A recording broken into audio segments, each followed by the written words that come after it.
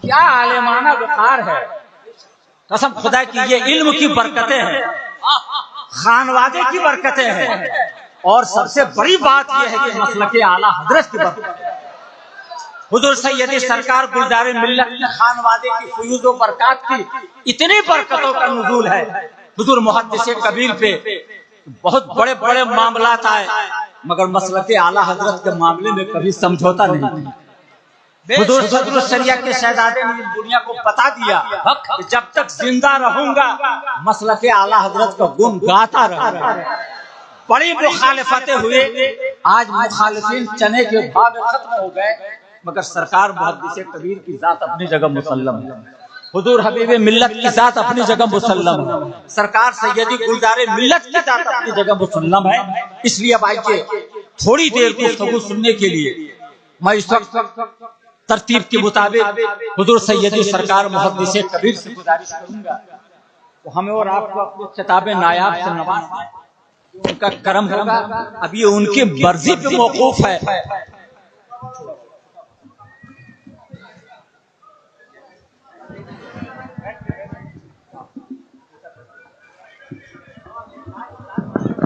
جی جی تھوڑی دیر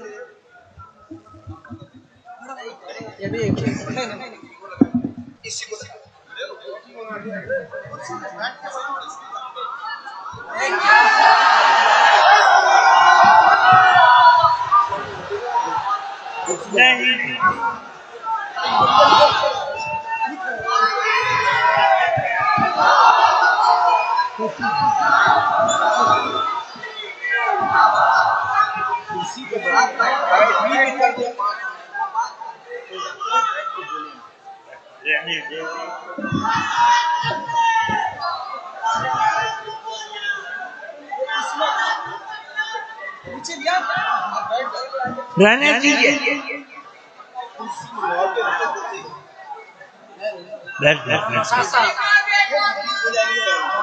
برادران اہل سنت، السلام علیکم ورحمۃ اللہ وبرکاتہ۔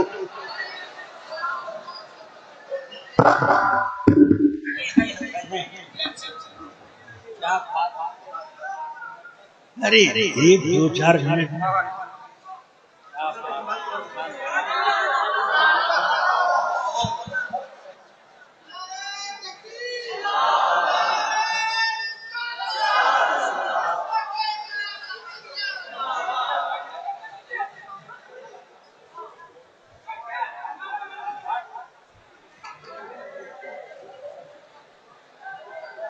سبحان اللہ والحمد للہ ولا الہ الا اللہ واللہ اکبر ولا حول ولا قوة الا باللہ العلی العظیم۔ وصلی اللہ تعالی على نبينا الأكرم سيدنا ومولانا محمد أولي العزة والعظم وآله وصحبه أجمعين دائما أبدا، أما بعد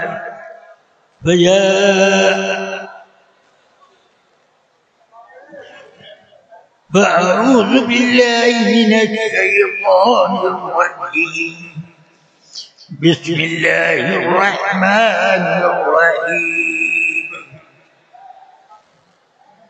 يا أيها الذين آمنوا اتقوا الله وكونوا مع الصادقين،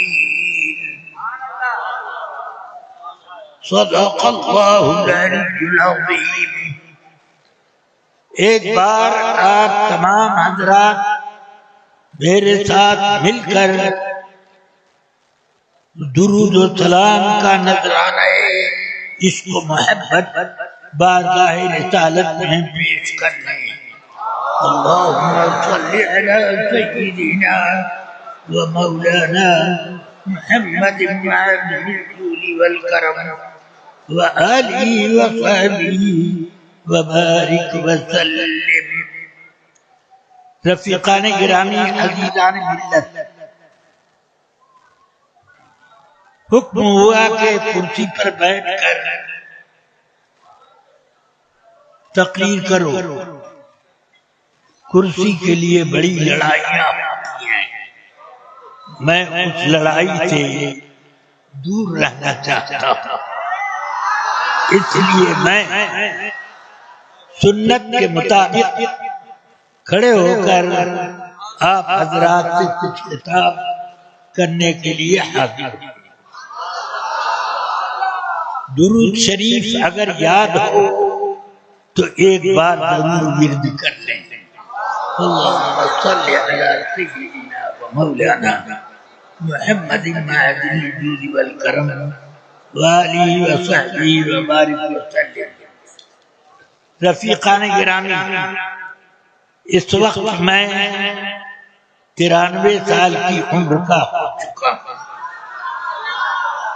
مگر یہ علم دین کا فیضان ہے کہ اس عمر میں میں کھڑے ہو کر آپ حضرات سے ہوش مندوں کی طرح سے بات کر رہا ہوں، ورنہ اس عمر میں ہوش مند رہنا ہی مشکل ہو جاتا تھا۔ آدمی کے حواس بھی درست نہیں ہوتے۔ اللہ تبارک و تعالی کا یہ کرم ہے علم دین کے فیضان کے ساتھ۔ رفیقان ملت، دن بھر کا سفر کر کے اور رات کا اب تک کا حصہ سفر میں گزار کر حضور سرکار مجاہد ملت کی بارگاہ کی حاضری کے لیے میں آیا ہوں۔ نہ میں اس قابل ہوں کہ اپنی زیارت کرا سکوں، اور نہ میں اس چیز کو ضروری سمجھتا ہوں کہ آپ حضرات کی خود زیارت کروں۔ بہرحال جو کچھ بھی ہو، میں آپ کے سامنے حاضر ہوں۔ حضور سرکار مجاہد ملت صرف لقب کے مجاہد ملت نہیں، بلکہ حقیقت یہ ہے کہ وہ ملت کے ایک سرفروش مجاہد ہیں۔ جب بھی ضرورت پڑی اپنی ہر قوت کو آپ نے دین کی حفاظت کے لیے اور ملت کی قوت کے لیے انہوں نے اپنی صلاحیتیں ضرور بروئے کار رکھی۔ یہ حضرت مجاہد ملت کا وہ فیضان ہے کہ ہم لوگوں نے اپنے سر کی آنکھوں سے دیکھا۔ اب ذرا میں اپنے زمانے طالب علمی کا اخیر دور طالب علمی تھا۔ حضور سرکار مجاہد ملت اپنے مجاہدات کی وجہ سے غازی پور جیل میں تحقیق فرما تھا۔ وہاں سے رہائی ہوئی تو سیدھے آپ مبارک پور حافظ ملت کے پاس تشریف لائے۔ حافظ ملت نے کھڑے ہو کر استقبال کیا اور زبردستی کھینچ کر اپنی گدی پہ بٹھایا۔ مجاہد ملت چاہتے نہ تھے، آپ سب کو معلوم ہے کہ مجاہد ملت صرف سادہ مزاج نہ تھے، بلکہ انکسار اور تواضع میں وہ شہنشاہ۔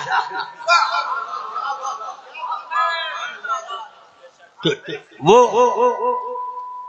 ہم طالب علموں کی جگہ بیٹھنے لگے حافظ ملت اٹھ کے کھڑے ہوئے اور بازو پکڑ کر بڑی جد و جہد کے بعد اپنی گدی پر بٹھایا اور اپنی مسند سے کی زینت ان کو بنایا.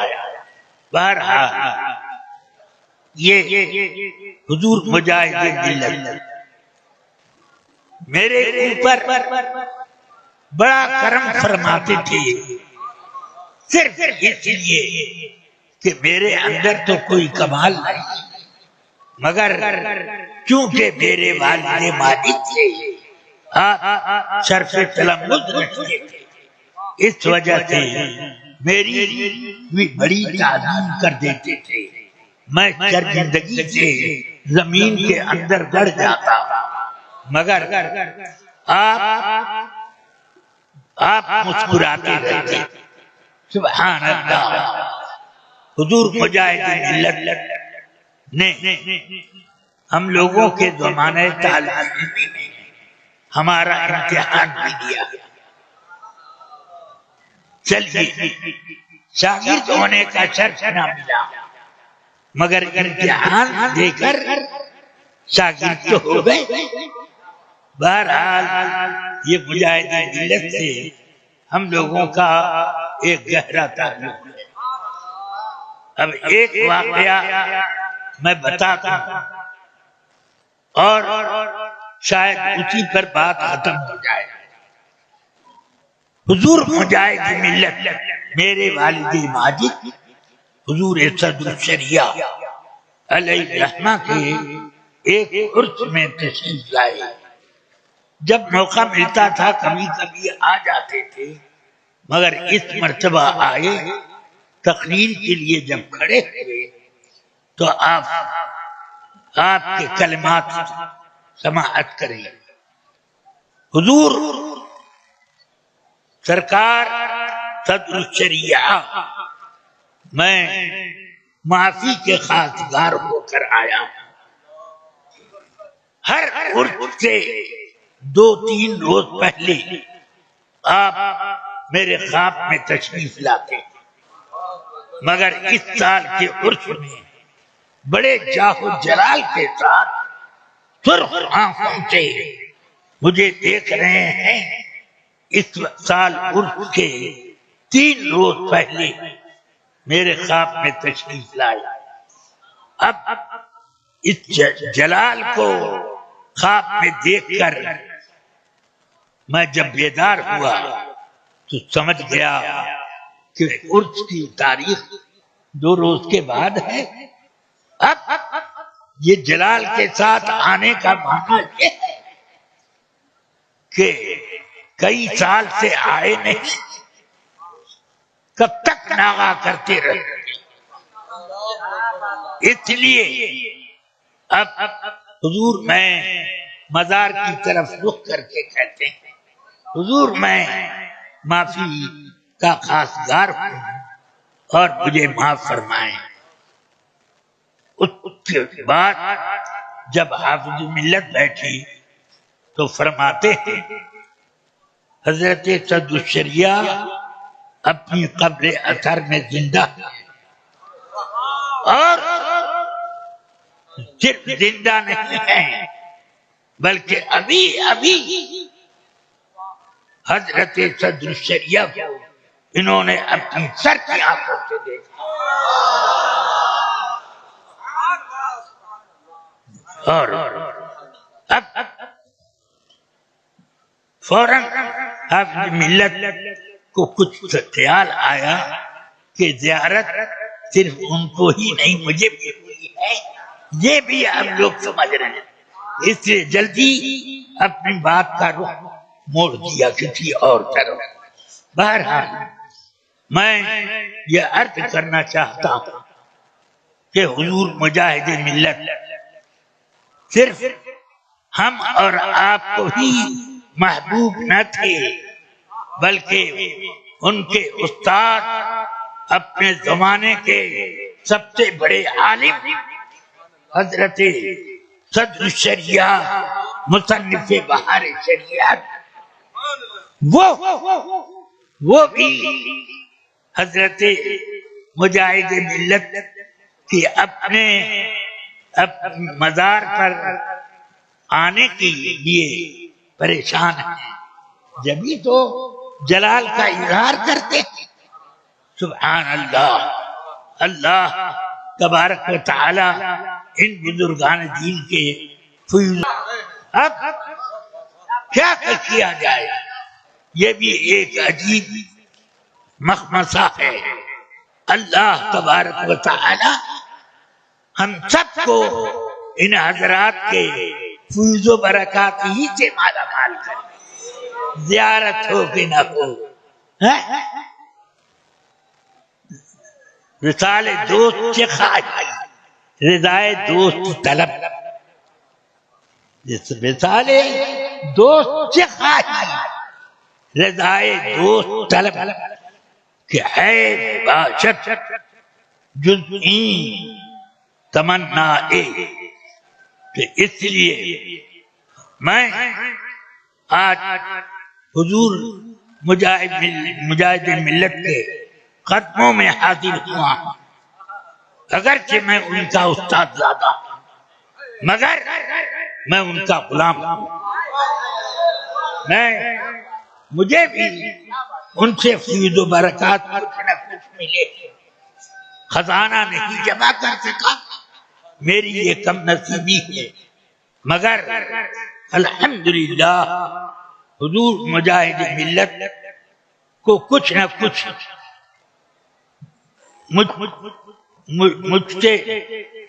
مجھ کو قرب عطا فرمایا کرتے تھے، اور دل کی باتیں بھی بیان کرتے تھے۔ ہمارے زمانے طالب علمی میں غازی پور جیل سے جیسے ہی آپ کو ضمانت ہوئی، ایک لمبے عرصے کے بعد تقریباً 6 مہینے جیل میں رہے، اور جیسے ہی ضمانت ہوئی تو باہر آ کر سیدھے آپ نے مبارک پور کا سفر کیا۔ ہم لوگوں کی گھنٹی چل رہی تھی حافظ ملت کے یہاں، اور اسی گھنٹی میں یہ پہنچے۔ سب لوگ کھڑے ہو گئے، خود حافظ ملت کی اور اپنی مسند پر آپ کو جگہ دی وہ نہ آ رہے تھے، تو اب حافظ ملت دیکھنے میں دبلے پتلے تھے، مگر قوت بے پناہ تھی ان میں، اس لیے اپنی طاقت سے اپنی مسند پر لیا کر کے بیٹھا دیا۔ مجاہد ملت نے کچھ اپنے جیل کے واقعات بیان کیے، ان میں سے یہ ایک واقعہ میں بتاتا ہوں، اس کو آپ سنیں اور یہ سوچیں کہ ہم کہاں ہیں اور مجاہد ملت کہاں۔ فرماتے ہیں مجھے جیل میں کچھ خوراک کی بد پرہیزی کی وجہ سے پیشاب کے ساتھ خون آنا شروع ہو گیا۔ ڈاکٹر نے علاج کیا مگر وہ رک رہا تھا۔ میں نے کہا ایسے تم سے رکے گا؟ سنو، یہ اس کا نسخہ الگ ہے۔ پھر فرمایا کہ اللہ تعالی نے بغیر دوا کے مجھے شفا دے دی۔ ڈاکٹر مجھے روکتا تھا کہ نماز کھڑے ہو کر اور اٹھک بیٹھک کر کے سجدہ کر کے ادا نہ کرو ورنہ مر جاؤ گے۔ کہ مر جاؤں گا؟ ہاں، کہ اس سے بہتر موت کیا ہوگی کہ نماز پڑھتے پڑھتے مرنا۔ تو یہ اس سے بہتر موت کیا ہوگی؟ ارے میاں، ہم لوگ سب ان کے سامنے کچھ نہیں ہے، ننگے ہیں۔ اگر کوئی شاہی لباس میں ہے تو وہ مجاہد ملت ہے۔ اللہ تبارک و تعالی ان کے فضل و کرم سے ہم سب کو نوازے، ہم سب کو نوازے، ہم سب کو نوازے۔ اللہ تعالی نے ان کو بڑے مراتب عطا کیے تھے۔ آپ صرف عرس کر لیتے ہو، مگر سنو کہ ان کی سیرت کو بھی اپنانے کی کوشش کرو، ان کے راستے پر چلنے کی بھی کوشش کرو۔ اللہ تعالی تمہارے اوپر رحمتوں کی بارش کرے گا۔ میں ان بزرگوں ہی کی غلامی کر کے 93 سال کا ہو گیا، مگر کھڑے ہو کر بات کر رہا ہوں آپ سے، سمجھ گئے؟ میری عمر کے لوگ قاعدے کی بات نہیں بول پاتے، میری عمر کے لوگ دوسروں کے محتاج ہوتے ہیں اٹھنے بیٹھنے میں، اور میں الحمدللہ اپنی اسی اسٹک پر سہارا بنا کر میں کھڑا ہوا ہوں، اور یہ اسٹک نہ رہے تب بھی میں ایسے ہی کھڑا رہوں گا، مگر کچھ اپنی کمزوری کا اظہار کرنے کے لیے تو کچھ تماشا ہاتھ میں ہونا چاہیے۔ اللہ تبارک و تعالی آپ سب لوگوں کو حضور مجاہد ملت کی اور ان کے بزرگوں کی نگاہ کرم سے خوب خوب فیضیاب کرے، نہ صرف آپ کو، مجھے خاص طور سے اللہ تعالی کرم فرمائے آپ سب پر۔ میں آپ سب کو اس بات کی تحسین اور داد دیتا ہوں، داد و تحسین دیتا ہوں کہ آپ حضور مجاہد ملت کے عرس میں آ کر کچھ اپنا وقت ان کی بارگاہ میں خرچ کر رہے ہو۔ اس کا صلہ جو اللہ نے تمہارے لیے لکھا ہے تم نہیں جانتے، ہم اس کو سمجھتے ہیں۔ اللہ تبارک و تعالی آپ سب کو خیر و برکت سے مالا مال فرمائے، اور مجھے بھی اپنی بارگاہ سے محروم نہ رکھے۔ وصلی اللہ تعالی علی النبی الکریم وآلہ وصحبہ اجمعین برحمتک یا ارحم الراحمین۔ میں نے اپنی پوری بات جو کہنی تھی وہ کہنی، مگر کیا اس بیچ میں آپ نے میری آواز پر یا میرے کھڑے ہونے پر کوئی چیز دیکھی ایسی کہ جس سے میرے اندر کمزوری کا اظہار ہوتا؟ نہیں، مگر یہ ان بزرگوں کا کرم ہے، ورنہ میرے اندر اتنی تاب و تواں نہیں کہ میں آپ حضرات کے سامنے کھڑے ہو کر کے بیان کروں۔ تو صلی اللہ تعالی علی النبی الکریم وآلہ وصحبہ اجمعین برحمتک یا ارحم۔